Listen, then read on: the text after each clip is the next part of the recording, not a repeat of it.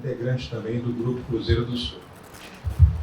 Boa noite a todos. Fiquei com a incumbência de fechar, né? Olha a responsabilidade, mas também vou economizá-los, né, também em relação ao tempo, né? Já de certa forma fica muito cansativo.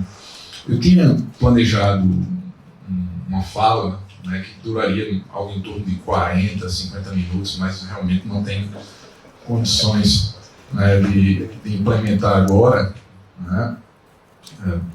Então, vou economizar exatamente, né, nos slides eram 16, mas vamos trabalhar menos, então já vou dar uma adiantada. Então, para fazer uma melhor organização, né, vou dispensar os slides elucidativos, conceituais, né, para que a gente possa trazer, de certa forma, um fechamento e algum debate diante de tudo que já foi falado aqui, que realmente é engrandecedor, né? Professor Godinho, professor Fernando Furlan, que eu fico muito honrado em revê-lo, né? Ele já foi à nossa instituição há 4 ou 5 anos atrás. Também saudar o professor Marcelo, né? Professor Ivo também, em especial ao professor Ricardo, né, que me convidou, né, que conhecemos há pouco tempo, mas já nutro, né, uma boa amizade, né? E também agradecer à professora Tereza pela Law Inst, né, está participando aqui, e agradecer a vocês que ainda estão, né, nos prestigiando. Bem, o que eu queria trazer inicialmente era exatamente uma pergunta, né, que eu não vou atrasar os slides, né, para saber se realmente uma reflexão era interessante. O sistema de capitalização é a saída para a previdência social? Não estou dizendo que eu nego, nem estou dizendo que afirmo, né? Estou fazendo uma pergunta para vocês.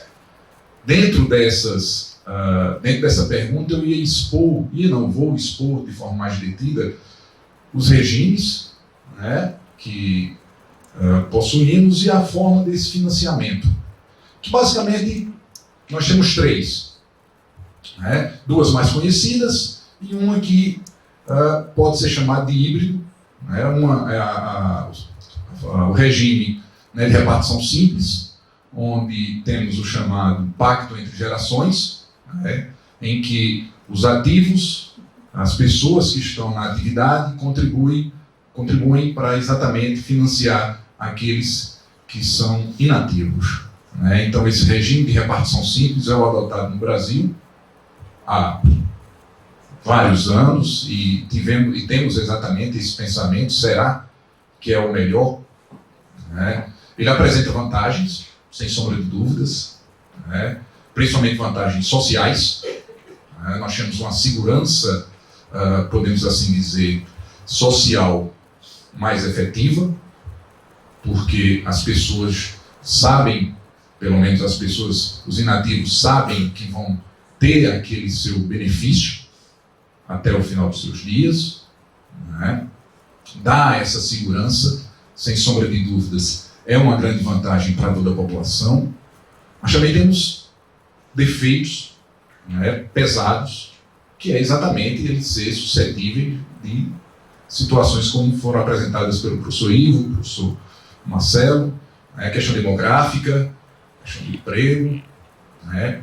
Então, a repartição simples, ela traz toda essa estabilidade, que é bom, não vou dizer que seja ruim, pelo amor de Deus, pelo contrário, quem não quer saber, ou quem não deseja saber que vou trabalhar e, após um tempo, vou ser sustentado pelo regime que eu contribuí. Eu trabalhei apenas não, eu contribuí. Né? Então, diga-se de passagem. Então, eu atuo para sustentar aqueles que já atuaram, mas com a certeza de que eu também vou ser sustentado, tá certo? Quando eu não puder mais fazer a minha contribuição. Então isso dá uma estabilidade social considerável. Mas também apresenta vários problemas, os quais o professor Ivo também trouxe aqui para nós. Problemas que, de certa forma, ele trouxe alguns questionamentos que eu, de certa forma, acho que não são tão fortes, né, como a questão do servidor público, né, que o servidor público ele vai ter um benefício maior, mas também é uma justificativa porque o servidor público também paga mais.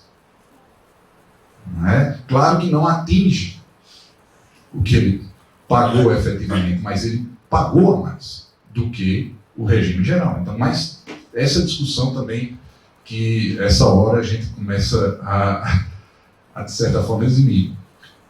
Temos um segundo sistema, né, que é o sistema de capitalização, que apresenta também vantagens, né, mas também desvantagens. A vantagem, exatamente, do sistema de capitalização é que temos uma relação mais clara, como foi apresentada aqui pelo professor Ivo, entre o que eu contribuo e o benefício que eu vou receber. Eu estou contribuindo para mim, eu não tenho mais o pacto de geração, ou entre gerações. Eu estou contribuindo para a minha própria previdência, a minha própria precaução. Então, de certa forma, isso nos faz dar uma... De certa forma, não. Isso dá uma individualização considerável, e que traz também uma certa justiça. Eu estou pagando para o meu, tá certo? Se eu não quiser pagar, não pago, não me aposento, e viro. Ou me viro, melhor dizendo. Mas ele apresenta, para o Estado é uma maravilha, porque em tese ele vai ser superavitário, ao contrário do regime de repartição simples, porque todas as condições que envolvem exatamente a demografia, empregos, etc., fazem com que a previdência na repartição simples seja, seja muitas vezes deficitária, em razão desse conjunto negativo, mas na capitalização não.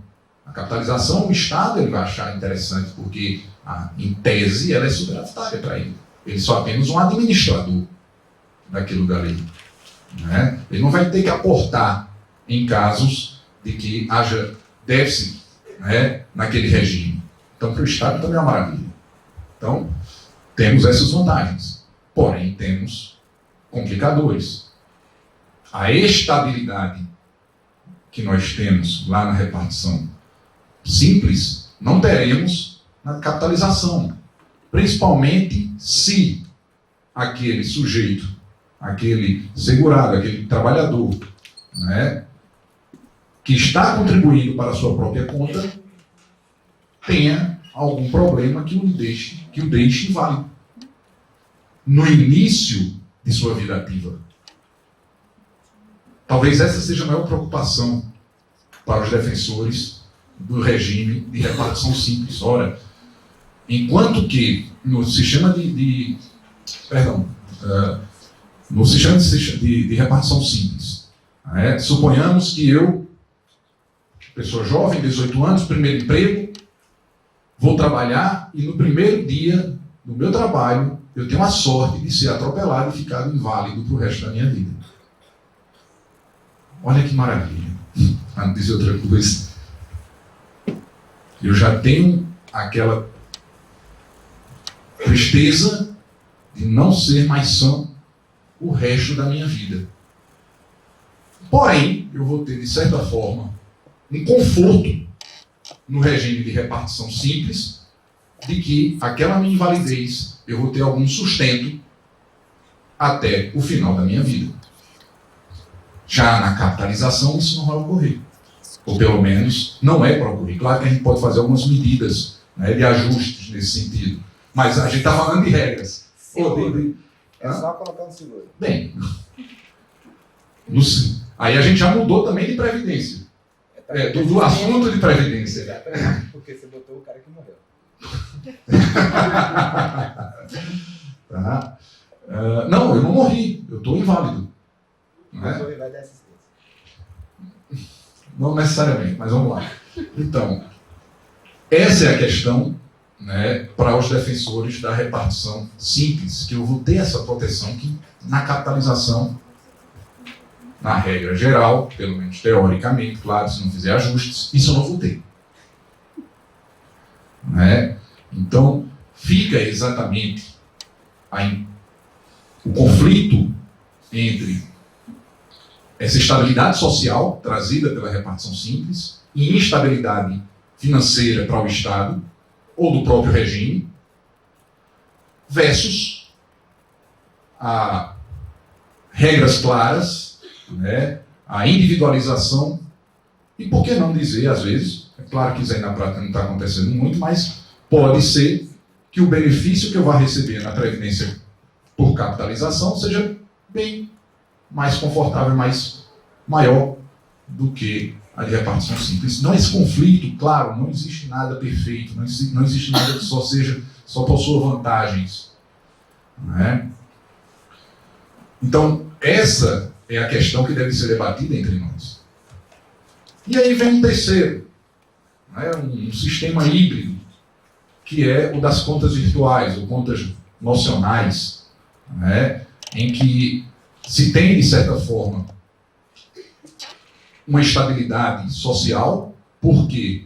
Porque ainda os inativos serão, né, amparados pelo regime, pelas contribuições dos ativos, e os ativos também, em razão das chamadas contas virtuais, vão ficar financiando para si próprio. Né? Inclusive, esse regime híbrido estava exatamente na proposta, né, da reforma da Previdência, do dispositivo 6 da PEC, que esse regime de contas nocionais foi instituído na Suécia, né, como foi o caso mais emblemático. Repito, nesse modelo, tá certo, os ativos contribuem, né, mas eles contribuem para si, em tese. Eles escrituram a contribuição para si. Só que essas contribuições, na verdade, vão para financiar os inativos, naquele momento. Né? Então, temos exatamente esse misto em dizer que você contribui para a sua, em tese, ou virtualmente, para a sua conta, mas que, na verdade, o regime os valores estão sendo pagos para aqueles que estão na inatividade, até se chegar, né, por isso que aqui é utilizado como regra de trânsito, foi utilizado em tese, né, porque a notícia de que houve a saída, né, do sistema de capitalização foi dada aqui pelo professor Marcelo, né? Então essa era uma regra de transição que na Suécia não é regra de transição, é o que acontece efetivamente. Né? Então temos esses três modelos com vantagens e desvantagens. Né? Uma questão interessantíssima também que eu esqueci de colocar no sistema de capitalização é porque os riscos, né, do regime estão no mercado, né, os investimentos que são realizados por aqueles que administram podem falhar, e aí? Né? Então também traz essa problemática na questão do regime de capitalização. Bem, então, dentro de todas essas situações, né, que envolvem esses três regimes básicos de financiamento, né, é que ficam exatamente a discussão, é que são trazidas as discussões para a população, para ver e analisar o que é melhor para si. Se é um aspecto mais sustentável, econômico, trazido pelo regime de capitalização, ou uma coisa mais segura socialmente, né? Não financeiramente, mas segura socialmente, que é o sistema de repartição simples. E aí temos exatamente o meio termo, que envolve o regime de contas virtuais. Né? Muito bem. A PEC, né, 06 de 2019, ela foi trazida pelo governo como nova previdência. Eu acredito que foi exatamente em razão da sua proposta de utilizar um regime de capitalização. Né? A grande novidade da PEC e por isso que ela é nova Previdência, é exatamente essa modificação, pelo menos do projeto original, para um regime de capitalização.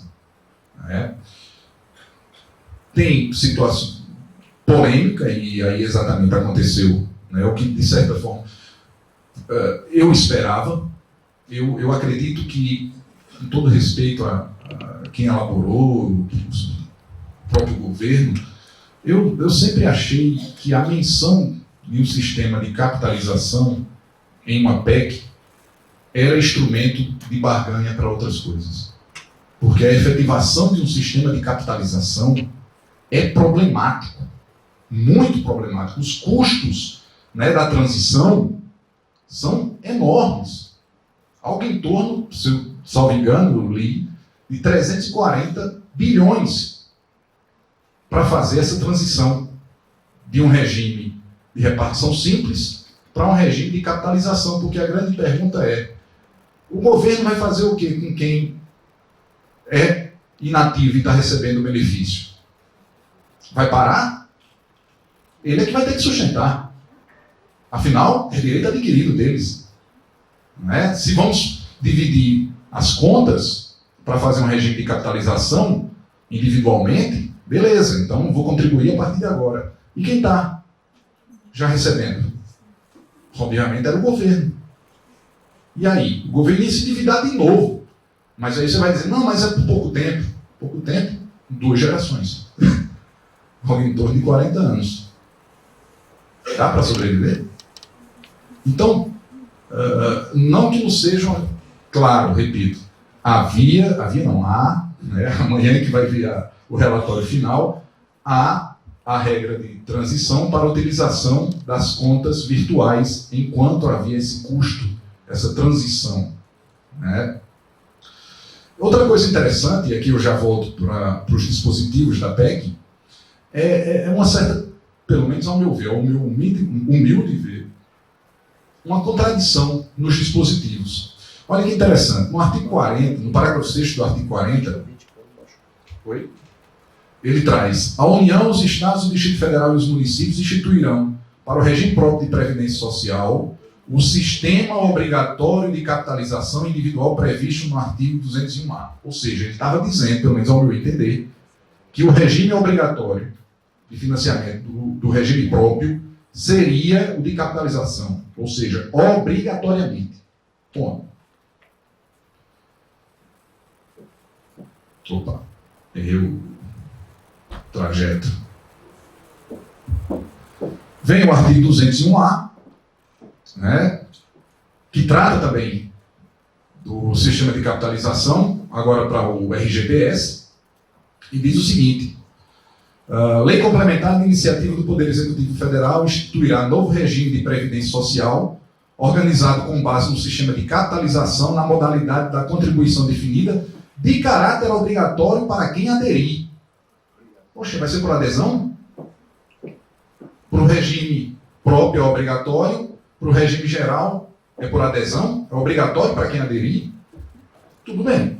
Então, vamos nesse raciocínio de que o regime próprio é obrigatório e no regime geral é por adesão.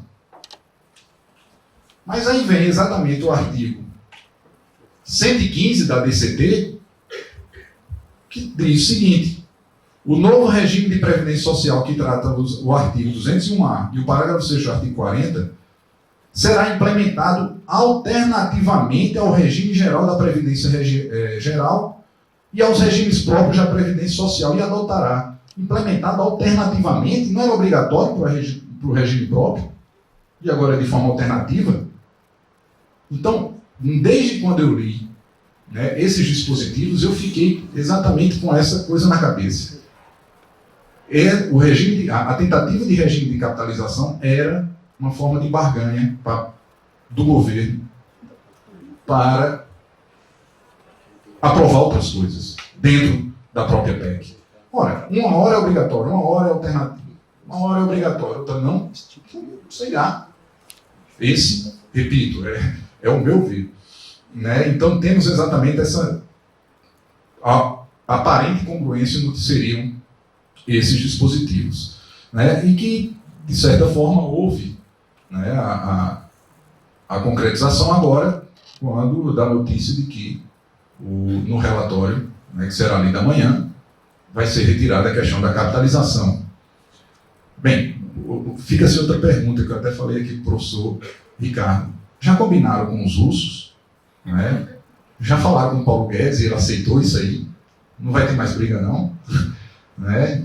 Essa é uma tônica. Então, fica o grande princípio garrinchiano, né, para cá. Combinaram com os russos? Né? Então, fica essa questão. Então, dentro de toda essa conjuntura, né, uma coisa interessante que o professor Marcelo trouxe, que sempre, quando li a primeira vez a PEC, me deixou pasmo, é o inciso 7, né, do artigo 115 da DCT, quando diz a possibilidade de contribuições patronais e do trabalhador. Né? Ora, pode ser que na hora da lei complementar mude o jogo e diga, não tem que. Eu nunca disse que eu ia botar a contribuição patronal. Né? E uma capitalização, com todo respeito, feita só com a contribuição do trabalhador, exato. Né? O rendimento final é muito pouco. Muito pouco. Isso daí faz com que haja, né, sem a contribuição patronal, faça com que as empresas contratem mais. Maravilha, ótimo, que seja. Né? Mas aí vem a grande pergunta. Eu contribuí toda a minha vida para os outros, no regime de repartição, né? E quando agora vem, e eu só vou poder contribuir para mim e pouco. Não estou sendo justo, porque eu contribuí para os outros e os outros tiveram, né, a contribuição patronal que faz render aquele benefício. Eu espero que haja para mim também, e aí agora não tem mais o patronal, tua renda é só contigo. Então, na verdade, eu contribuí 2 vezes, uma para os outros e uma para mim agora, dentro do regime de capitalização. Né? Então tem essa situação também a ver. Muito bem. Então, para ser mais breve, né, eu já falei mais até do que devia, eu disse que ia apenas 15 minutos, acho que já vou em algo mais ou menos disso. Algumas conclusões iniciais acerca da implementação do sistema de capitalização. Não temos uma transparência do governo sobre os dados do atual sistema brasileiro, e isso aí até foi enfatizado pelo professor Marcelo. Né? Não há uma amostragem de tudo, efetivamente, para a população do que acontece para exatamente implementar um modelo de capitalização. Falta exatamente o que o Amartya Sen diz, chama de bases informacionais, lá no seu Desenvolvimento com Liberdade. Já trouxe aqui a questão dos custos, né, não possível transferência para o regime de capitalização, né, que são pesados, e aí sabe se o governo está disposto a ter. Não está clara a forma de transição para o regime de capitalização, né, principalmente na contribuição dos empregadores e em relação ao regime próprio dos estados ainda vai fazer. Uma perguntazinha que eu deixo: o que vai ser feito da contribuição dos atuais inativos, já que as contas serão individualizadas? Vamos parar e acabou-se? Né, porque os contribuintes hoje, os do serviço público, né, os inativos, eles contribuem para sustentar os outros, beleza. Né? Vai fazer o que agora? Vamos parar, pronto. Então ele não vai mais pagar. Legal. Né? Então, contribuir para nada. Ou seja, contribuir em vida, contribuir fora, e agora não serve mais para nada. E, finalmente, as experiências de outros países que adotaram o sistema não apresentam resultados satisfatórios à população. Né? Já foi trazido aqui pelo professor Marcelo que Coreia, Chile, né, os valores, os rendimentos pagos são baixos, né, e a população insatisfeita com o sistema. Mas, repito, isso aqui é só um exercício de achismo. Né? Afinal, a gente não vai poder confirmar se isso seria positivo para o Brasil, porque, no caso, o regime vai ser alterado. Perdão, a PEC vai ser alterada. Mas é muito bom discutir, né, qual o regime seria melhor. O professor Ivo trouxe argumentos aqui interessantíssimos, o professor Marcelo também, né, para um lado, para o outro, e o debate deve ser dessa forma. Né? Escolham um melhor regime. Se vocês acham que o regime de capitalização é o melhor para vocês individualmente, ótimo. Né? Temos regime de capitalização, se vocês continuarem ou optarem, né, por fazer, ou seja, no ambiente fechado, ou seja, no ambiente aberto. Né? Mas muito bem, eu queria aqui exatamente trazer algumas observações que eu acho interessantes sobre esses regimes de financiamento. Se ainda tiver espaço para algum debate, será positivo, mas no Dia dos Namorados... Eu tinha uma coisa interessante para falar, mas eu não ia interromper o professor Ivo, né, quando ele fala da questão de termos menos filhos, que vai prejudicar o regime e prejudica realmente. Era exatamente aproveitarmos hoje, né, para tentar aumentar a taxa de natalidade. Então, eu acho que ainda há tempo de salvação para todo o regime. Obrigado a todos, e até uma próxima.